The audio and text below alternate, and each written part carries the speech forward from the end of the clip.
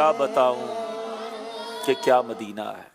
एक Medina Munawwara में एक शख्स ने एक छोटे से बच्चे को देखा। बड़े गरीबों वाले कपड़े पहने थे, पैरों में चप्पल भी नहीं थे। महसूस हुआ कि कोई गरीब बच्चा है। पता चला कि उसके वालिदैन भी नहीं है।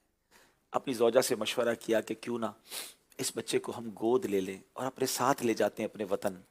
अच्छी परवरिश करेंगे, अच्छे कपड़े पहनाएंगे। मदीने में बच्चा हमें मिला है और अच्छा हो जाएगा। बच्चे से कहा कि हमारे साथ चलो, हम तुम्हारी तालीम का भी इंतज़ाम करेंगे, तुम्हारे बहुत अच्छे मामलात कर देंगे। वो बच्चा जिसके पास ना लिबास दुरुस्त था, ना कपड़े पहनने को थे अच्छे, ना चप्पल पैरों में थे, वो बच्चा गुंबद खजरा की तरफ इशारा करके कहता है, क्या आपके वतन में ये भी मौजूद है? क्या आपके पास मदीना है? उन्होंने कहा नहीं, हमारे पास मदीना नहीं है। वो गोया बच्चा भी अपनी जबान से ये कह रहा था कि उठ के जाऊं कहाँ मदीने से, हैं? उठ के जाऊं कहाँ मदीने से, क्या कोई दूसरा मदीना है? मदीना एक ही है नाजरीन।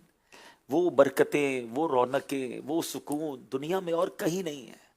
शायर कहते हैं ना, गर खुशी चाहिए तो मदीने चलो, जिंदगी चाहिए तो मदीने चलो, क्योंकि सारी मस्ती मदीने की गलियों में है।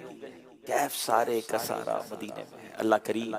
अल्लाह करीम हम सबको मदीना पाक की बार बार हाजिरी अता फरमा। और एक बार तो ऐसी हाजिरी हो कि बस जाएं तो फिर वापस ना आए, फिर वहीं आका के कदमों में रह जाएं। अल्लाह करे कि जन्नतुल बकी हम सब का मदफन बन जाए।